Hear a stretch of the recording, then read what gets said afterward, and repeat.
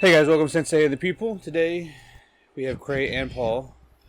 And today also we are going to be reviewing the first half of Season 2 of ReZero.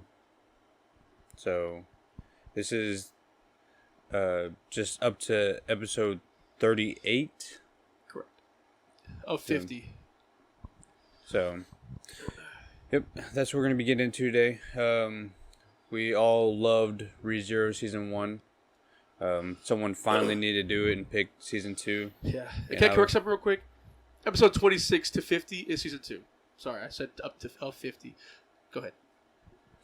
So, yep, today we're going to get into first half of Season 2. I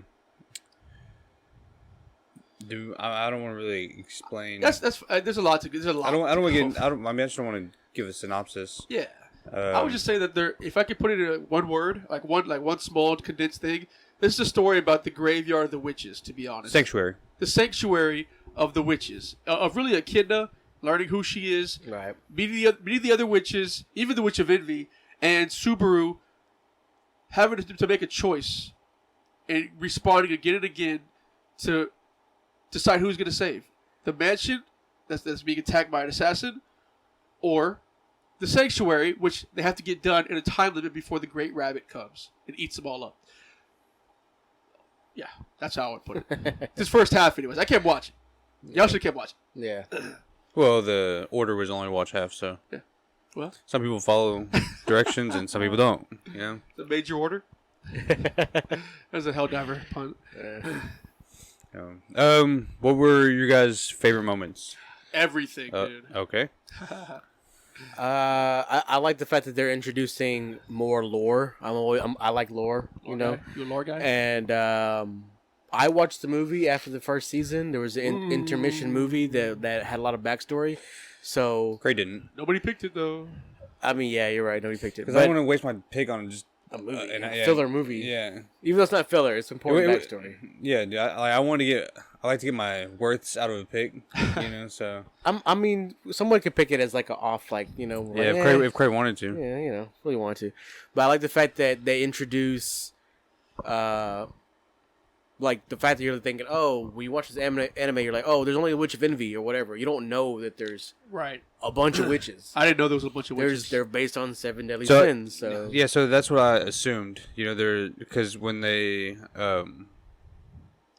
call like the Witch of Envy and the Witch of, I don't know, they mentioned like a couple of witches before, so you can only assume when they call one a witch of envy.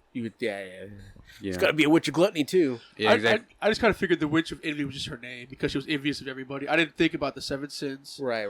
Until I started seeing the apostles pop up out of nowhere. And that's kind of should be your first hint. Like, okay, so there's a gluttony apostle. There's a sloth one. With Betelgeuse. I guess I should have thought about it. Interesting. So I like the fact that they're kind of giving you more info. They're not giving you everything, but they're giving you just enough to be like, dude, there's more to this world than you thought there was. There's so much history that he just got brought into this fucking shit, even though it's been going on for a long time. Right. So I like that. I like 400 years really is really like when all the witch stuff started. For 400 years, all these people, Beatrice's storyline, even Roswell. Right. 400 years, all this shit's been kind of popping off. So which is cool. Yeah. That really is sucking me into the story more as I'm like, oh shit, this is just season 2, and I'm getting more backstory. And I'm really glad we did because season 1 was really about Subaru, and then we kind of get thrown with this different, like the white whale and like just this different stuff. Now it's all kind of coming together. Who made the white whale? There's other beasts, like all that shit's cool. For me, I just love the character writing, bro. I mean, this has got to be some of the best character development ever. Like even Subaru going into the trial and going to see his parents. And, like, the way Subaru acts is so outward and outgoing, but it's all really a front because he always gets compared to his father, who's kind of the same, but he doesn't feel up to he doesn't feel up to it as his father, which is why he stopped going to school. Just, like, the development of Subaru is, like, he's on my top character list, bro. I mean, I love this fucking guy, bro. I love this guy. No Diddy. All Diddy. I'll do anything with him or for him. I'll be his puck. Like, I'll do it, dude. Damn. I love Subaru. Like, the character development of him. Even Beatrice's storyline, bro. She's been waiting on this contract, but the contract was not for someone to come. It's for who she's going to choose, dude. I didn't cry, but I was like, dude, this is fucking beautiful. I suppose. I suppose, yeah. God, I can't even gush enough about the character writing, bro. Some of the best shit ever. I suppose. Damn it. I just enjoyed getting to find out about what's his name, clown guy. Roswell? Roswell, yeah. Oh yeah. Yeah, he was. So like we all knew something was amiss with him. He was all shit. But If you're always smiling, something's going on. Dude. Yeah. but really, my room. If you talk like that, bro, you're a piece of shit. I don't care who you are. but we get to see his true colors more. He's part of the issue where he wants to unlock Subaru's full potential, and in doing so, he's trying to basically break him. Yeah. And so he sends assassins to go kill Rom and Rem. Oh, Rem. The Rem. Rem's I asleep. thought Rem was blue. Beauty. Rem is blue. The assassins were going to kill Rem. Yeah. And, Oh, okay. Well, yeah. Frederica. I forgot Rem was there. But yeah. So. Do you remember when he killed Rob?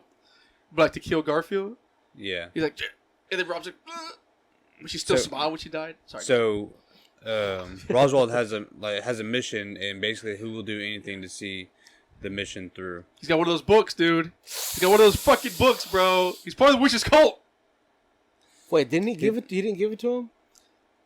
He didn't give it to him, right? No, I know Subaru had a book. That was Still has it on him, right? That was Okay. Battle Goose's book, I think. Yeah, no. Yeah. I was making sure he still had it, and that wasn't a separate or the same book. No, different. Different book. It's one of two real books, is what they said. Okay. So he's legit.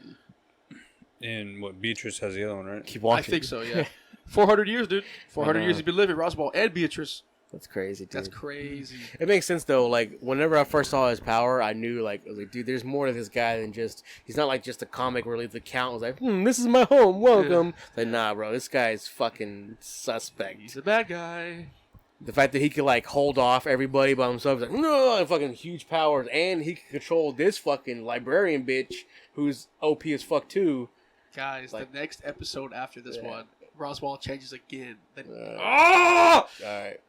Why would you say that? I'm just saying, it changes. Yeah, why would you say that? I don't know. Anyways, Yeah. Also, just in the moment section, yeah, Echidna, best girl this season, right? unexpected. Best girl this season, right? Or by One word I could give her is By that off. it's unexpected. She was throwing a whole bunch of different signals. Yeah. She was. She was. Yeah.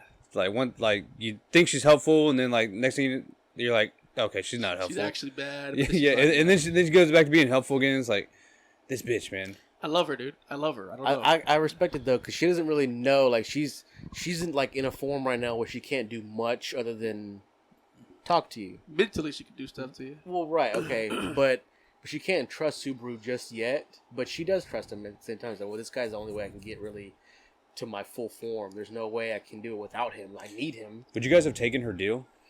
Yeah.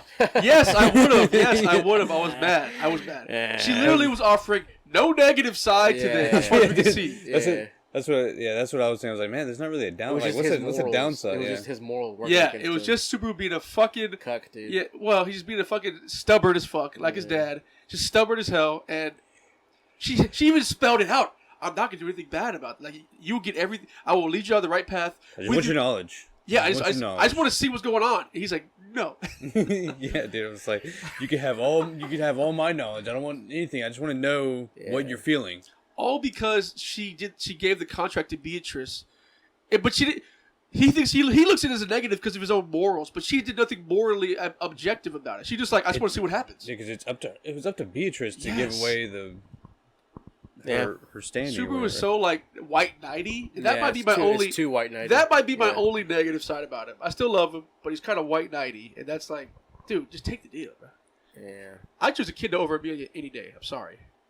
See, and that's the thing, though. There's something darker about Amelia that we're not seeing yet, because obviously she has no memory of what she's done. But when she's in that whole nightmare, Oh, yeah, realm, I'm about to see something. the whole past thing, how she has to work with her past or whatever. Yeah.